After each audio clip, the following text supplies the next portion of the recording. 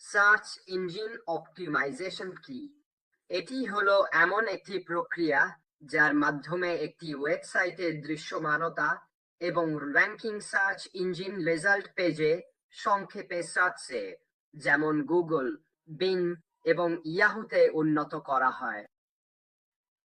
এই দৃশ্যমানতা অর্জন করা হয় বিভিন্ন কৌশল ও পদ্ধতির মাধ্যমে, যা ওয়েবসাইটকে সার্চ ইঞ্জিন এবং ব্যবহারকারীদের কাছে আরো আকর্ষণীয় করে তোলে। চূড়ান্ত লক্ষ্য হলো অর্গানিক, অর্থাৎ বিনামূল্যে ট্রাফিক বাড়ানো এবং ওয়েবসাইটের সামগ্রিক র্যাঙ্কিং উন্নত করা।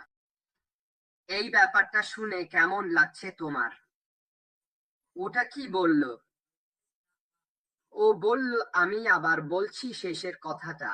চূড়ান্ত লক্ষ্য হলো অর্গানিক, অর্থাৎ বিনামূল্যে ট্রাফিক বাড়ানো এবং ওয়েবসাইটের সামগ্রিক র্যাঙ্কিং উন্নত করা। এই কারণেই আমি মনে করি, এটা আমার ব্যক্তিগত মত, যে আপনার ওয়েবসাইটে গুগল, বিং, ইয়াহু বা যেখানেই হোক, ভালো থাকাটা সত্যিই আপনার সাফল্যের অন্যতম মূল উপাদান। কেন? কারণ এটা আপনার পণ্য, পরিষেবা বা আপনি যাই বিক্রি করতে চান না কেন, তার ওপর মানুষের নজর আনে।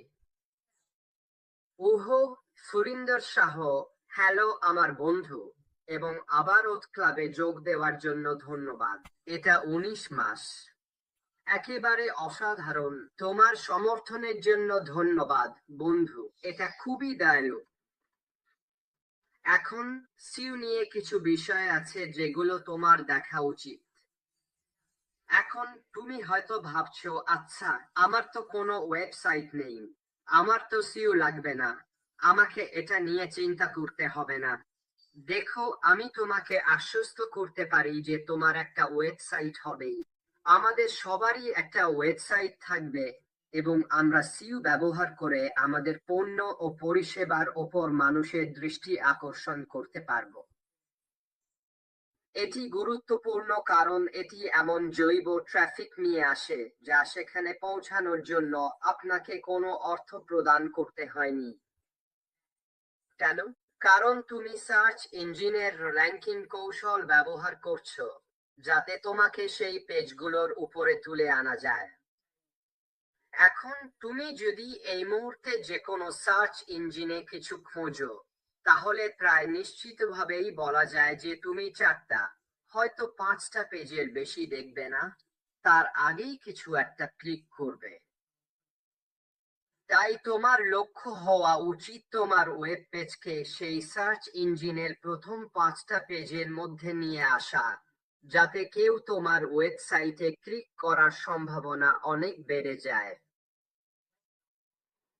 এটা সত্যি সত্যি গুরুত্বপূর্ণ, এবং এটা সেই জিনিসগুলোর মধ্যে একটা যেখানে অ্যালগরিদমগুলো সত্যিই কাজ করে।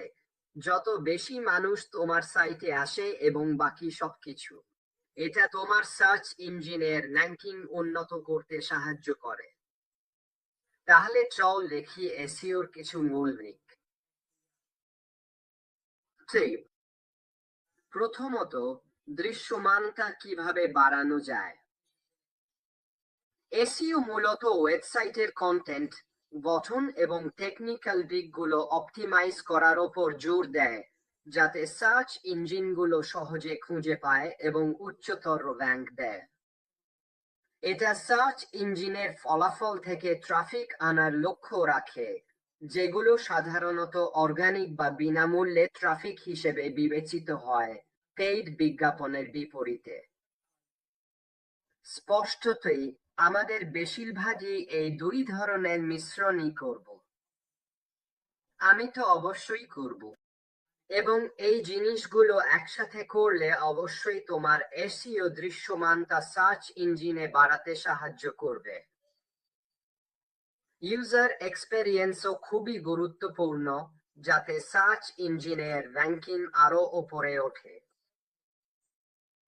অথবা সার্চ ইঞ্জিনগুলো সেই সব ওয়েবসাইটকে অগ্রাধিকার দেয় যারা ভালো ইউজার এক্সপেরিয়েন্স দেয়, ফলে এসইও প্রচেষ্টা প্রযুক্তিগত এবং ব্যবহারকারী বান্ধব দুই দিকেই কেন্দ্রীভূত হয়।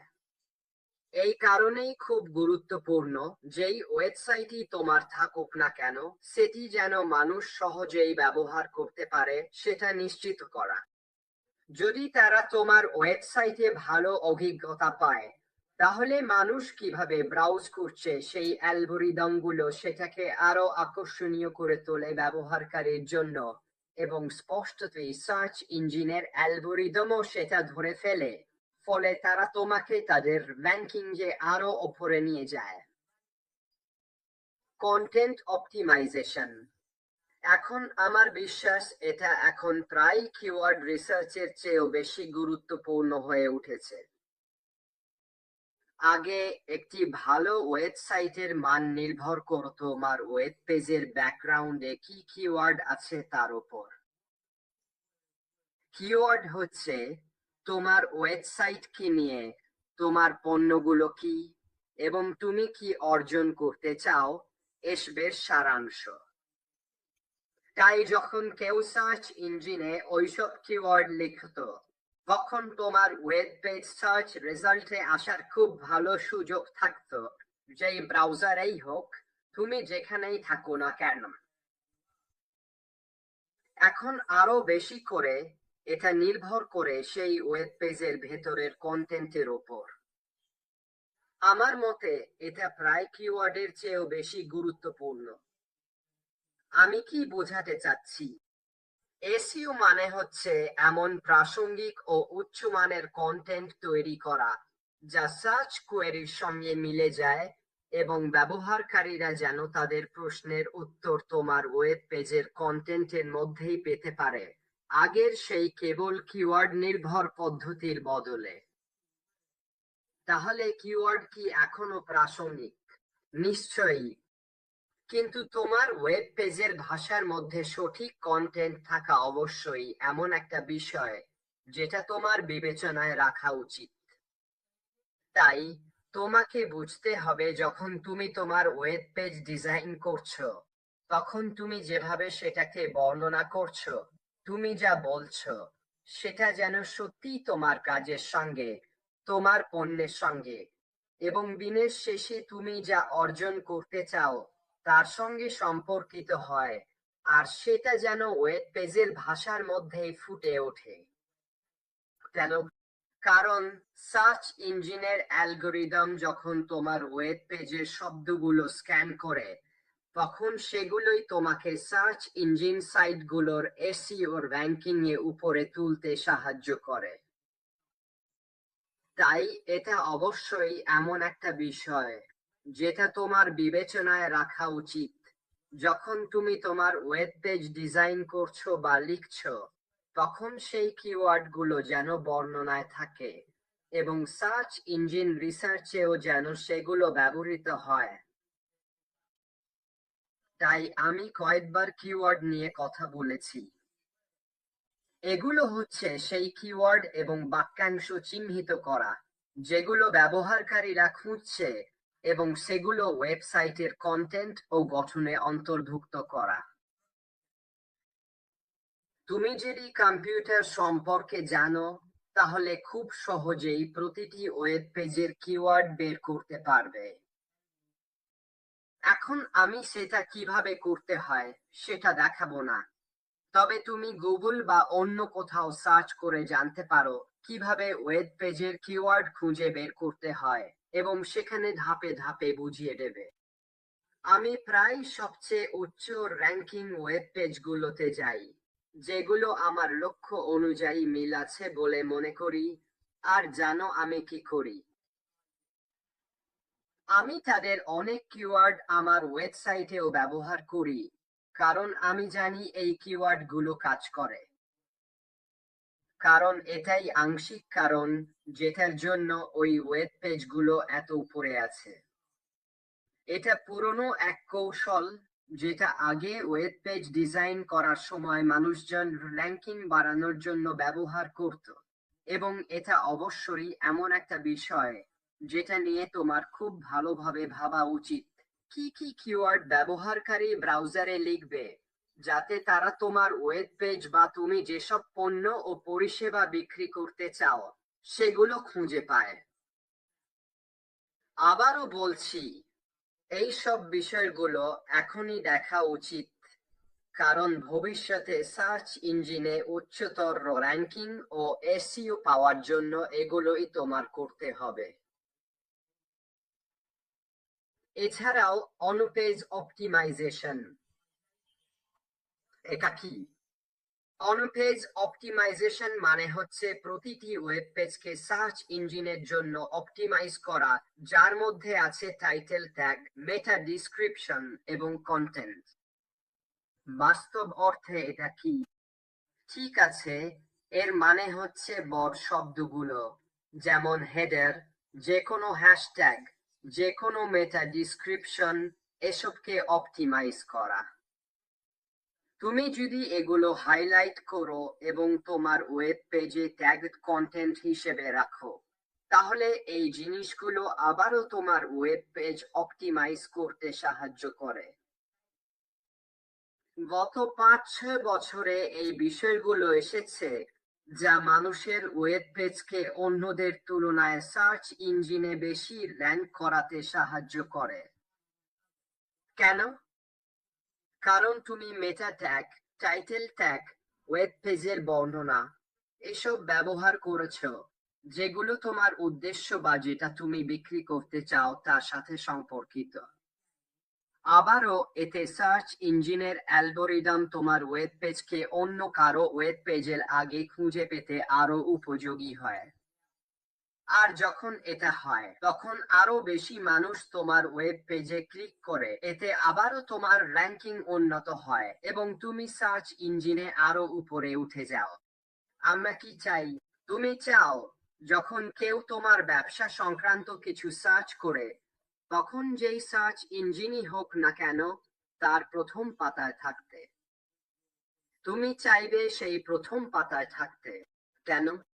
কারণ এতে কারো তোমার ওয়েব পেজে ক্লিক করার সম্ভাবনা অনেক বেশি অন্য কারো ওয়েব পেজে ক্লিক করার আগে। আর যদি তুমি এটা করতে পারো, তাহলে এটা ফ্রি অর্গানিক ট্রাফিক, যেটা তোমার ওয়েব পেজে আসছে। তুমি এর জন্য কোনো টাকা দাওনি, কিন্তু এটা তোমার পণ্য ও পরিষেবার ওপর নতুন চোখ এনে দিচ্ছে। এছাড়াও অফ পেজ অপটিমাইজেশনও আছে। আমি তোমাকে অন পেজ সম্পর্কে বলেছিলাম, মানে যেগুলো তোমার পেজে থাকে। তুমি চাইলে ব্যাকলিংকও তৈরি করতে পারো, যেটাকে ওরা বলে। ঠিক আছে, এগুলো হচ্ছে অন্য ওয়েবসাইট থেকে তোমার ওয়েবসাইটে লিংক, যা তোমার ওয়েবসাইটের বিশ্বাসযোগ্যতা ও অথরিটি বাড়ায়। তুমি এটা কিভাবে করবে? তুমি এটা খুব সহজেই করতে পারো। তুমি এটা করতে পারো অনেক ফোরাম, সংগঠন, এই ধরনের নানা জায়গায় যোগ দিয়ে, তারপর তোমার ট্যাগ, তোমার লিংক ব্যবহার করে সেগুলো চ্যাটে দিতে পারো, যেমন চ্যাটে।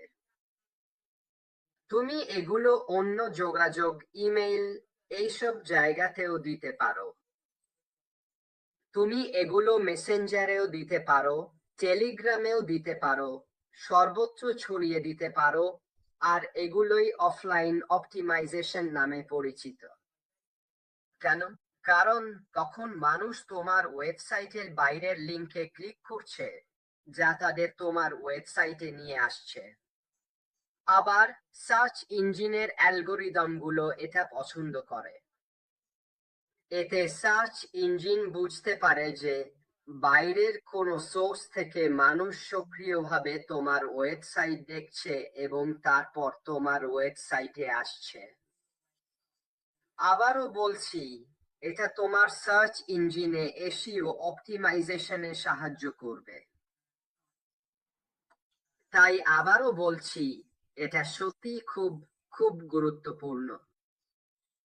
এই অংশের শেষটি হলো, ঠিক আছে, টেকনিক্যাল এসইও। এটা কি? এটা হলো ওয়েবসাইটের টেকনিক্যাল দিকগুলো, যেমন সাইটের গতি, মোবাইল ফ্রেন্ডলিনেস আর ইন্ডেক্সিং উন্নত করা, যাতে সার্চ ইঞ্জিনগুলো সহজে তোমার ওয়েব পেজ ক্রল ও ইন্ডেক্স করতে পারে। শোনার পর মনে হচ্ছে খুব টেকনিক্যাল, তাই না? কিন্তু আসলে এটা তেমন কিছু না। তুমি শুধু তোমার ওয়েবসাইটকে মোবাইল ফ্রেন্ডলি করছো। তুমি এমন শব্দ আর বাক্য ব্যবহার করছো যেগুলো তোমার পণ্য, তোমার সার্ভিস আর তুমি যা অর্জন করতে চাও তার জন্য নির্দিষ্ট। তোমার ওয়েব পেজে অপ্রয়োজনীয় কথাবার্তা, যেটাকে আমি ফ্লাফ বলি, তা রাখার কোনো মানে নেই। তুমি চাও স্পষ্ট, পরিষ্কার এবং ঠিক যেটা অর্জন করতে চাও সেটাই ওয়েবসাইটে তুলে ধরতে।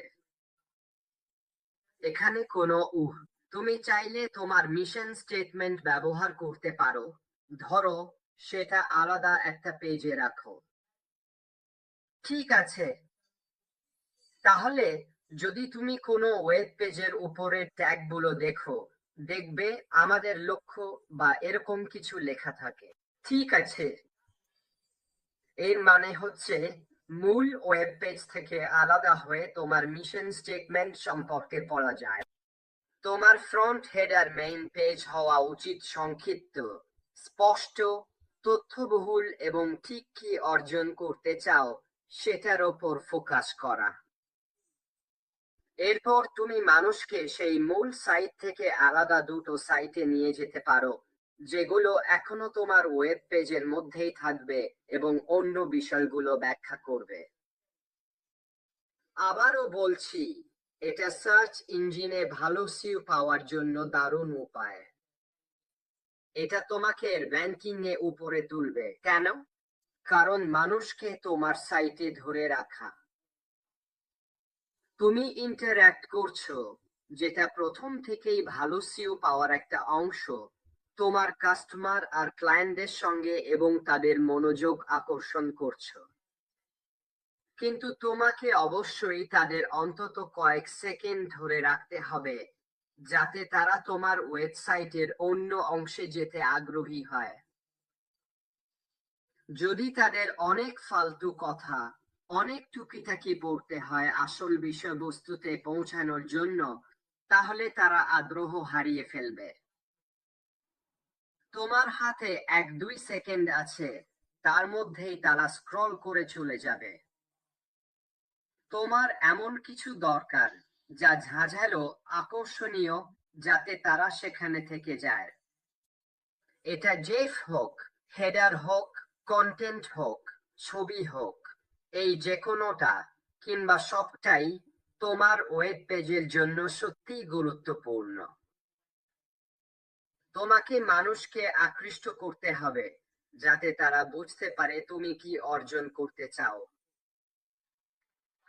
এর অনেকটাই চেষ্টা ত্রুটির ব্যাপার। ঠিক আছে, আমাদের কাছে এই কাজে সাহায্য করার জন্য কিছু টুল থাকবে। মনে আছে যখন আমাদের সিইও হিট ম্যাপ অ্যানালিটিক্স এসব নিয়ে বলছিলেন? এ ধরনের সবকিছুই হচ্ছে এমন টুল যেগুলো আমরা ব্যবহার করব আমাদের ওয়েব পেজগুলোকে আরো কার্যকরী ও র্যাঙ্কিং এ উপরে তুলতে।